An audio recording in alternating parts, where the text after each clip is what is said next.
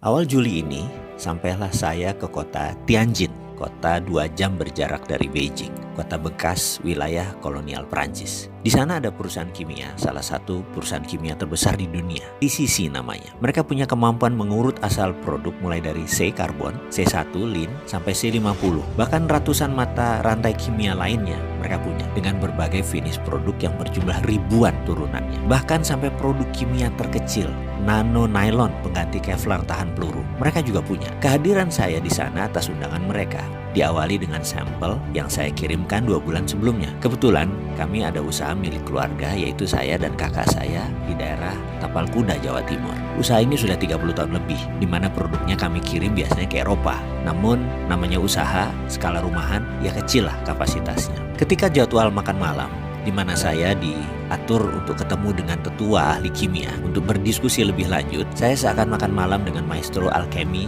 sesepuh seumuran Merlin kali. Merlin itu alkemis gurunya King Arthur zaman dulu. Bahasa Inggris mereka sempurna, walau mereka bertiga usianya sudah di atas 84 tahun. Pendidikan mereka didapat di kampus kenamaan di Amerika dan Eropa. Mereka tamatan MIT dulunya, way back then, sewaktu mereka ambil program doktor. Salah satu di antara mereka mulai membuka pembicaraan dengan pertanyaan, how can you mix the precious metal with common metal, becoming alloy like this? Katanya sambil menunjukkan sampel yang saya kirim.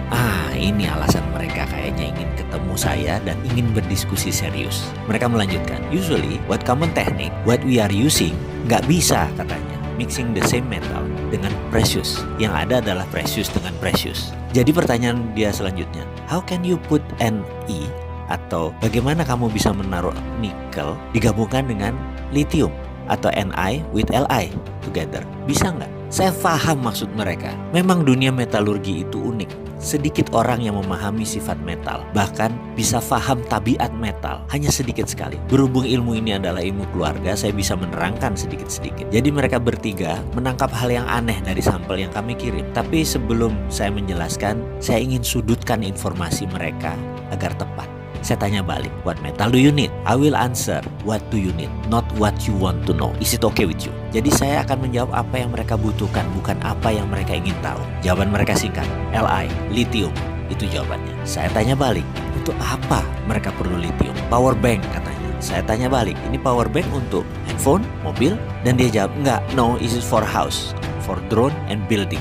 Mereka jawab. Asli saya terdiam, otak saya setengah kram. Makan malam Cina Muslim dengan Xi'an style, kambing muda yang lembut seakan tidak terkunyah jadinya. Saya bilang mohon penjelasan lebih lanjut. Hanya kalimat itu yang keluar dari mulut saya, yang dijelaskan dengan terjemahan singkat sebagai berikut. Bayangkan ada baterai yang bisa di-charge selagi listrik di rumah dipakai selama 4 jam. Lalu baterai tersebut akan dipakai selama 24 jam, seperti power banknya telepon. Jadi misalnya bayaran listrik kita yang biasanya 1 juta itu tinggal 20% atau tinggal 200.000, karena kita hanya memakai 1/5 daya listrik per harinya, di mana sisanya 4/5-nya akan menggunakan power bank tadi. Dan mereka menarget harganya tidak lebih 14 juta rupiah, itu pun dengan margin keuntungan di atas 40%. Siapa sih yang nggak bisa beli power bank yang bisa menghasilkan 5.000 kilowatt dengan harga 14 juta yang bisa mengirit 80% biaya listrik bulanan? Saya bukan kepikir masalah siapa yang akan beli power bank tersebut, tetapi daya listrik PLN yang Indonesia saat ini lagi bangun jadi akan sia-sia karena menurunnya kebutuhan rumah tangga, karena daya listriknya tidak diperlukan lagi karena semuanya sudah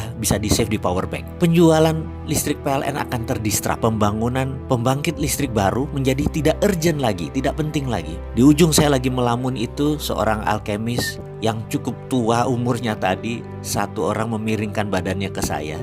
Dan dia berkata, tahu nggak, nikel lateral itu di dunia yang paling banyak cadangannya itu ada di Indonesia. Saya mau tanya, pemerintah Indonesia tahu kan?